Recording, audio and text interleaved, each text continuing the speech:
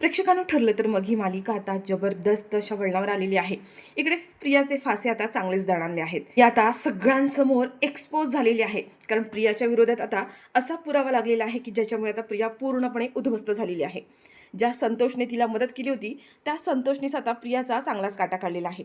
ज्यावेळेला प्रिया शांताला मारत असते, तिने तिचा खून केलेला असतो आणि त्यावेळेला संतोषने प्रियाचा व्हिडिओ करून ठेवलेला आहे. तिला आधीच माहीत असतं की हे आपल्याला फसवणार, आपला फायदा करून घेणार आणि त्यासाठी संतोषने आता शहाणपणा करत प्रियाचा एक व्हिडिओ काढून ठेवलाय आणि ज्याच्यामध्ये आता प्रिया पूर्णपणे अडकलेली आहे.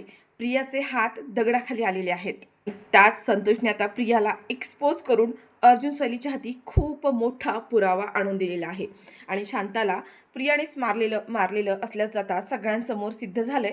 तर अर्जुनची आता निर्दोष सुटका सुद्धा झाली. आता हे सगळं नेमकं कसं घडून आणलं, काय झालं, हे सगळं काही आपण आजच्या भागामध्ये पाहूया. पण त्याआधी तुम्ही आपल्या चॅनलवर नवीन असाल, चॅनलला अजूनही सबस्क्राईब केलं नसेल तर चॅनल सबस्क्राईब करून व्हिडिओला आत्ताच लाईक करून घ्या. आपण मागच्या भागात पाहिलं की प्रिया आता इकडे अधिराजला भेटायला आली असते आणि त्याच वेळेला अधिराजने प्रियाला एक 5 लाखाचा चेक सुद्धा दिलेला आहे. प्रियाला इकडे संतोषचे फोनवर फोन येत असतात कारण संतोषकडे आता पैसे नसतात आणि प्रियाने अजूनही संतोषला पैसे दिलेले नाही आहेत आणि त्याच्यामुळे तो सतत प्रियाला फोन करतोय. प्रिया आता तिथे अधिराजला कारण देते की मला इमर्जन्सी आहे, घरातून फोन आला आणि आईची तब्येत अचानकच बिघडली आहे, मला जायलाच हवं. प्रियाच्या या वागण्यावर अधिराजला आधीच डाऊट आहे की आपल्यापासून काहीतरी लपवण्याचा प्रयत्न करते. प्रिया रिक्षात बसते आणि त्याचबरोबर अधिराज आता स्वतःची गाडी स्टार्ट करतो आणि प्रियाचा फॉलोअप घेत असतो की नक्की कुठे जाते, काय करते हे त्याला पाहायचं असतं. तर इकडे संतोष प्रियाला सारखेच फोन करत असतो, सतत फोनवर फोन करत असतो. प्रिया इकडे त्याचा फोन अवॉइड करत असते. पण संतोष काही फोन करायचा थांबत नाही कारण त्याला पैशांची खूप जास्त गरज आहे, कारण त्याला तर राहण्याचा कुठेच ठाव ठिकाणा नाही आहे.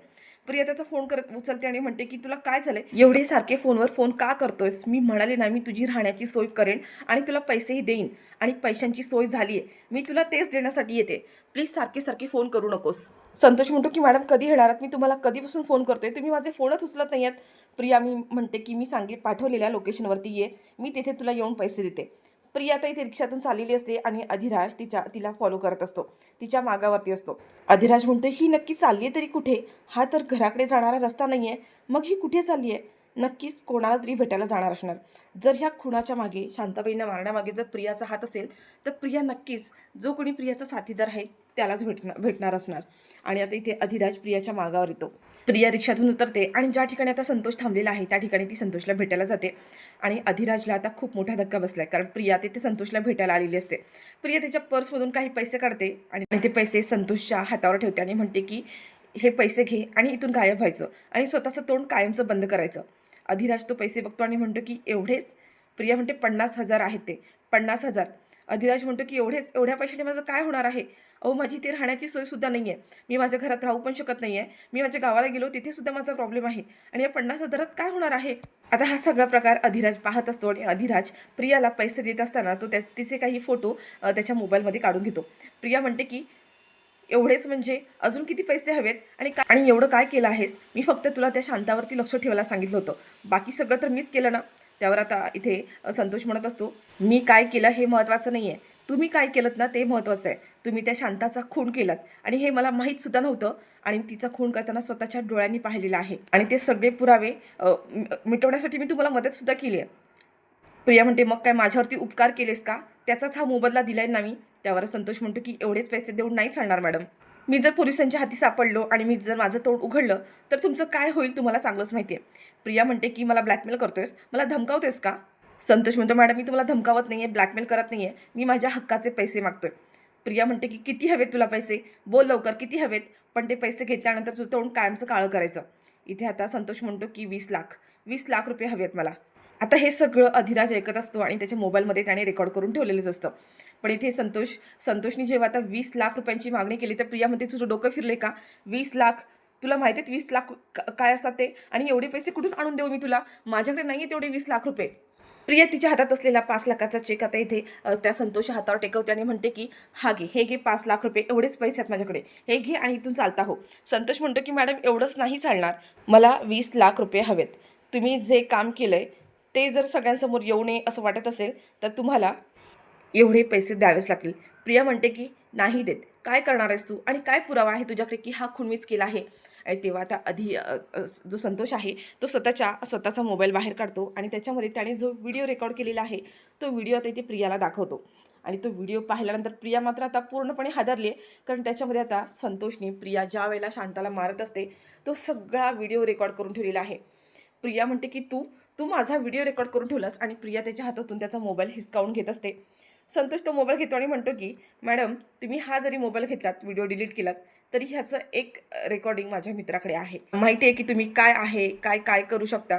मला हेही माहिती आहे की मी हा व्हिडिओ तुम्हाला दाखवल्यानंतर तुम्ही मलाही मारण्याचा प्रयत्न करू शकता, आणि म्हणूनच मी ह्याचा एक व्हिडिओ हा माझ्या मित्राकडे देऊन ठेवला आहे. जर तुम्ही माझं काही बरं वाईट केलं तर माझा हा मित्र हा व्हिडिओ नक्कीच पोलिसांच्या हाती नेऊन देईल.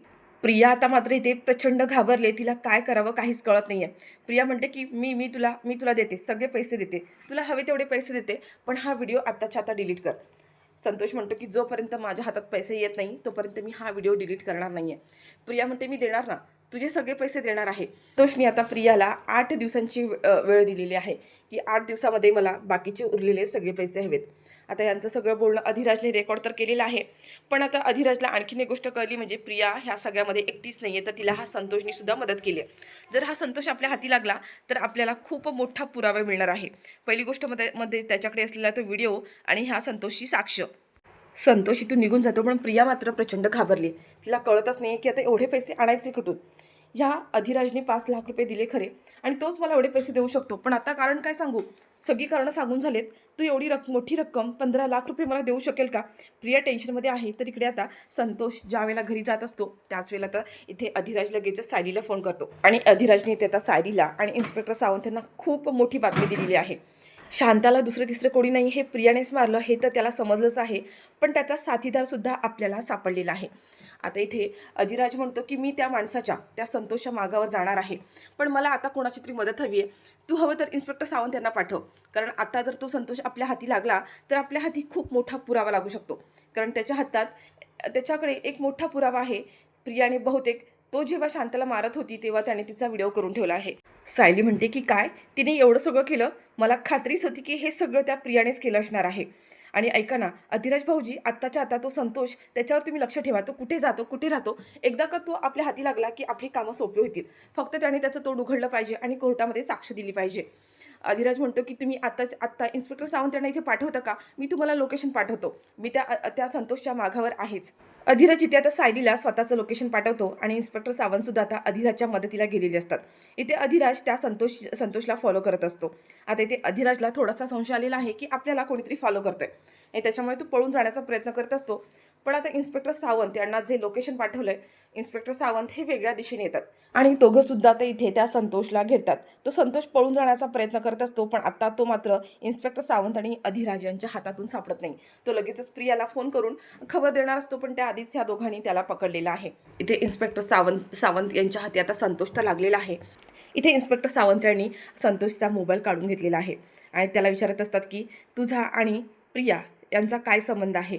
इथे संतोष काही खरं बोलायला तयार नसतो. तो म्हणतो की कोण प्रिया, मला नाही माहीत कोण प्रिया. त्यावर इन्स्पेक्टर सावंत म्हणतात की सरळ तोंड उघड, नाहीतर मी तुझं तोंड उघडू का. इथे संतोष हा अजूनही काही खरं बोलायला तयार नाही आहे. त्यावर आता इथे इन्स्पेक्टर सावंत हवालदारांना आवाज देतात आणि म्हणतात की ह्याला रिमाइंड रूममध्ये घ्या, बरोबर पोपटासारखा बोलायला सुरुवात करेल. आता मात्र संतोष इथे घाबरलेला आहे आणि म्हणतो की साहेब मला माफ करा, मी काहीच केलं नाही आहे. मला खरं तर ह्या गोष्टीची काही कल्पनाच नव्हती की असं काही होणार आहे.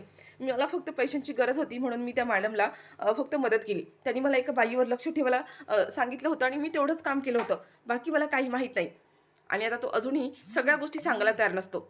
इन्स्पेक्टर सावंत म्हणतात की तू बोलणार आहेस पुढचं की मी तुझं तोंड उघडू. आता इथे संतोष म्हणतो की मी सांगतो, सगळं काही सांगतो. आणि त्यानंतर आता संतोषनी एका मागोमाग एक प्रियाचे सगळ्याच पापांचे धडे वाचलेत. म्हणजे मला त्या तन्वी सुभेदार मॅडमचा फोन आला होता, आणि त्यांनी मला पैसे दिले, आणि त्यांनी मला एवढंच सांगितलं होतं की या शांताबाई त्यांच्यावरती नजर ठेवायची, त्या कधी घरी येतील तेव्हा मला सांगायचं, आणि मी तेवढंच काम करत होतो. एक दिवस त्यांनी मला शांताबाई यांच्या घरावर खोटी नोटीस लावायला सांगितली. त्यांना माहीत होतं की तिथे खोटी नोटीस लावली तर त्या नक्की तिथे येतील, आणि मी तेच केलं. त्यांच्या घरावर जप्ती येण्याची नोटीस लावली, आणि नेमक्या त्याच रात्री तिथे आल्या, आणि मी हे तन्वी सुभेदार मॅडमला फोन करून कळवलं. आणि त्यानंतर त्या तिथे आल्या तर शांता मावशी ज्या होत्या त्यांच्यासोबत आणखीन एक माणूससुद्धा होता.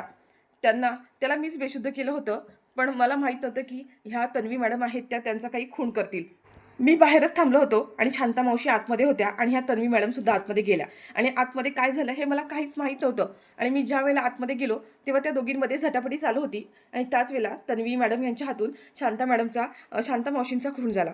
आता हे सगळं काही आता इथे संतोषने स्वतः सांगितलेलं आहे, स्वतः कबूल केलेलं आहे. पण त्यानंतर आता इथे इन्स्पेक्टर सावंत म्हणतात की हे सगळं तू स्वतःच्या डोळ्यांनी पाहिलेस का? संतोष म्हणतो हो, मी हे सगळं स्वतःच्या डोळ्यांनी पाहिलं आहे, माझ्याकडे तो व्हिडिओसुद्धा आहे. पण साहेब ह्या सगळ्यामध्ये माझी चूक काहीच नाही आहे, मी काहीच केलं नाही आहे, जे काही केलं त्या त्या तन्वी मॅडमनेच केलेलं आहे, मी खरं सांगतोय. इथे इन्स्पेक्टर सावंत म्हणतात की तो मला व्हिडिओ दाखव. संतोष त्याच्या मध्ये असलेला प्रिया ज्या वेळेला शांताला मारत असते तो व्हिडिओ आता इथे इन्स्पेक्टर सावंत आणि इथे जो अधिराज आहे त्याने पाहिलेला आहे. आता इथे अर्जुनला सोडवण्यासाठी खूप मोठा असा पुरावा लागलेला आहे, कारण तो खून प्रियानेच केलेला हे आता सिद्ध झालंय. इथे इन्स्पेक्टर सावंत म्हणतात की जोपर्यंत अर्जुन सुभेदार या गुन्ह्यातून सुटत नाहीत, जोपर्यंत कोर्टामध्ये त्यांना जामीन मिळत नाही, त्यांची सुटका होत नाही, तोपर्यंत तू इथेच राहशील.